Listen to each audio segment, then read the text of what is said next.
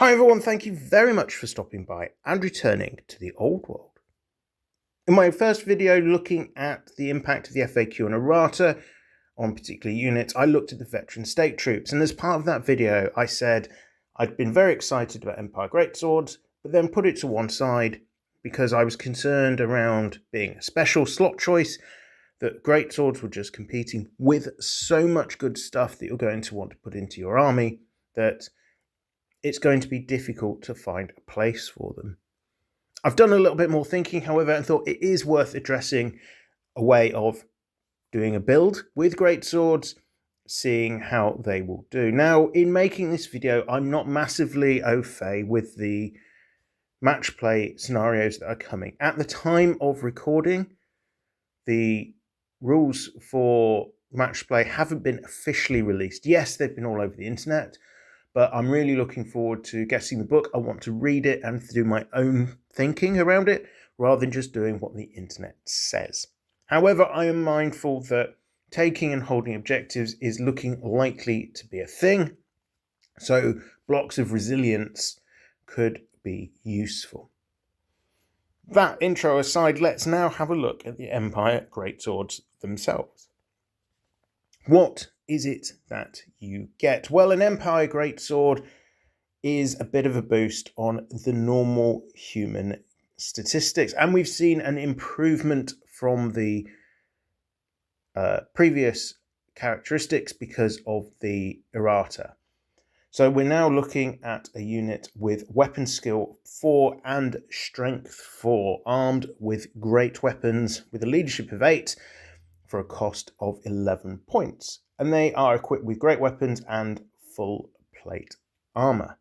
They do have access to magical equipment, so your champion can take a magic item and your standard bearer can also take a magic banner, which I think is important. They're a close order unit, which I think is what you'd expect. They're regimental, so you can give them detachments, and they also have the stubborn rule. So the stubborn rule, for those less familiar, means the first break test that you take, you may decline to roll the dice and simply choose to fall back in good order. This does mean that they're not going to be routed if they get hit particularly hard for that first time they need to take a break test. Sadly, however, they don't have the advantages some units have, such as, well, dwarves, where this rule combines with shield wall, which basically means all they're going to do is give ground. So yeah, I'm not sure this is going to be super useful for them, as we'll see from the build I'm about to discuss. So what am I looking at here? I'm looking at a unit of 30 Greatswords. They've got full command, and I've given them the Ring of Tal and the Razor Standard.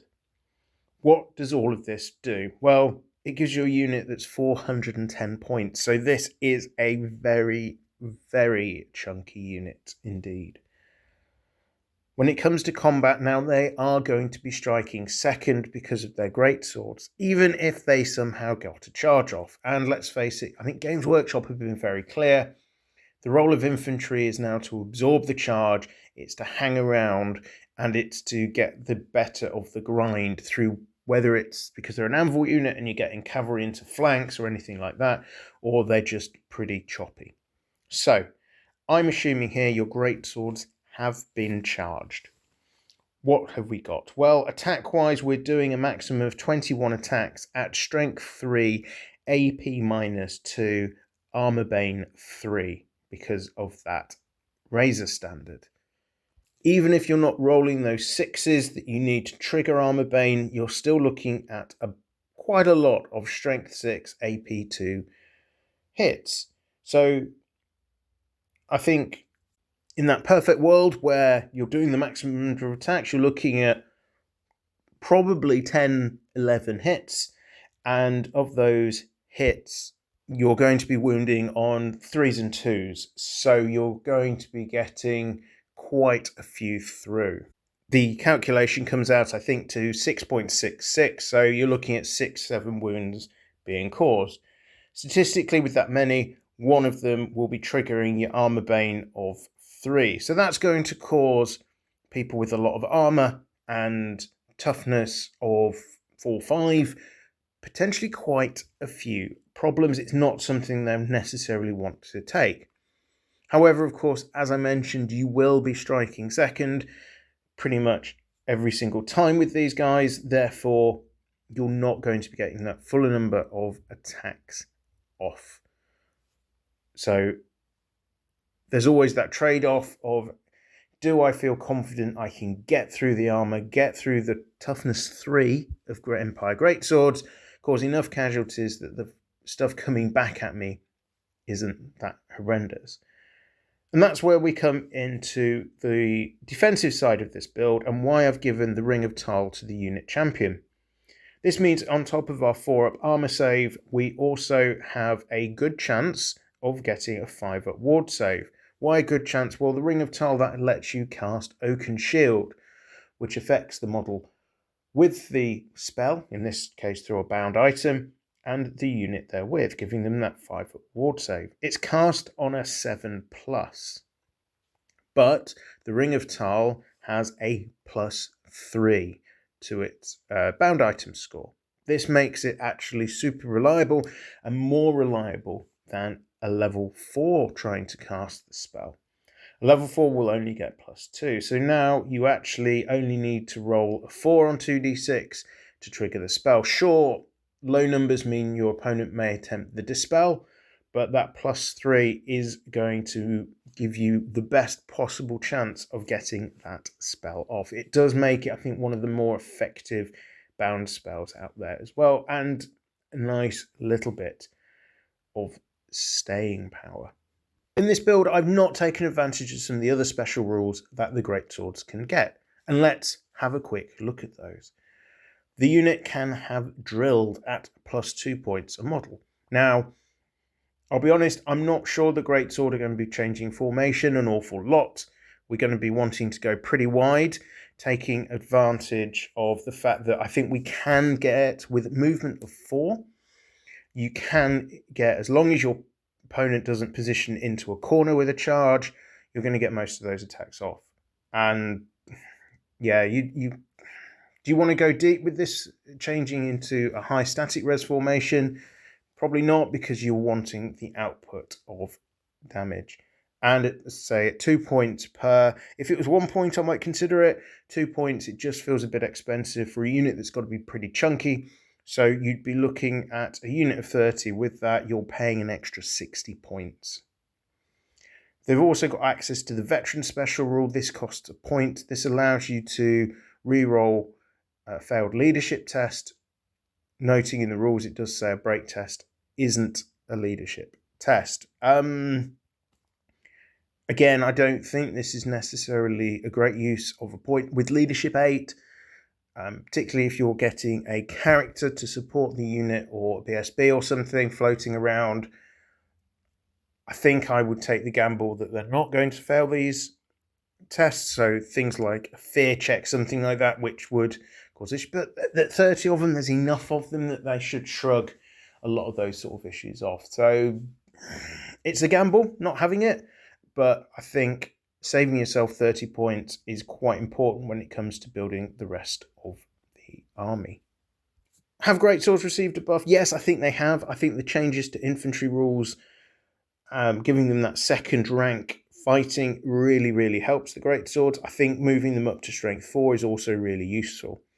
I worry a little bit about their innate toughness 3, which is standard for a human, but I think it does make them a little bit vulnerable, even if they've got a 4-up armor save, even if they've got that 5-up ward save. Yes, that could theoretically take out the vast majority of wounds, assuming they don't have any form of armor penetration.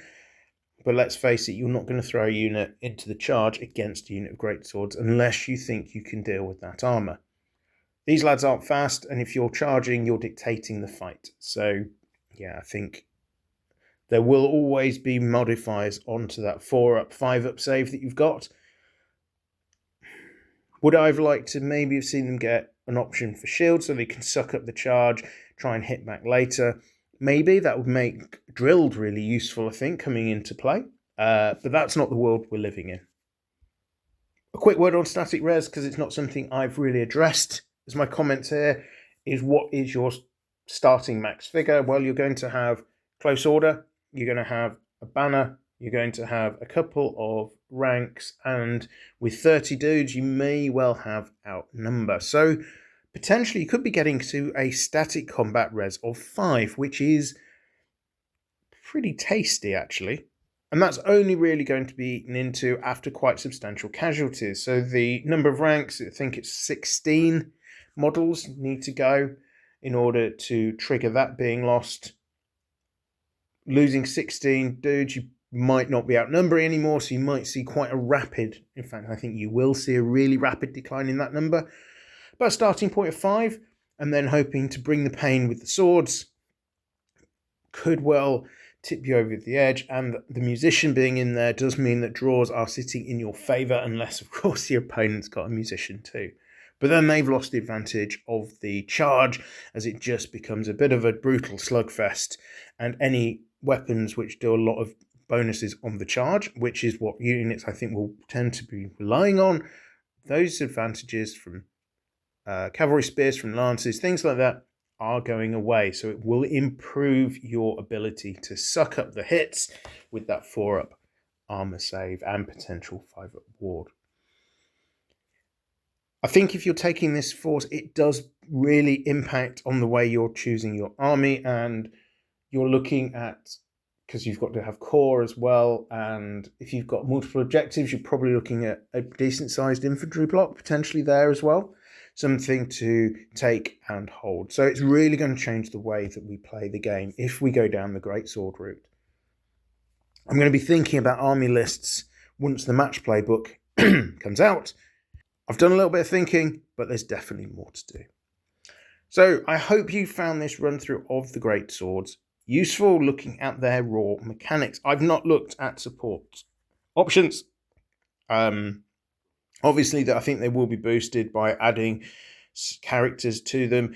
The General of the Empire could be particularly nice there, bringing them up to leadership 10, making them less likely to toddle off. And if you're giving him the Mace of Hellstrom or something, that gives him, 3 strength, 10 AP -5 attacks. That can do a lot of hurt to somebody. And you can also fit in the White Cloak with that to give him that automatic 5-up ward save, 3-up against flaming attacks. That's quite nice, I think. And it will go off even if you get the Ring of Tal dispelled. So that's just one of the options out there. Anyway, I will wrap up at that point. I hope you found it useful. I hope you found it interesting. If you have, please consider a like and do subscribe to the channel. It's the best way of keeping on top of all of the changes, all of the new videos that are being produced across a variety of Games Workshop's games. Thank you once again for listening. I am Return to the Old World. Have a great day.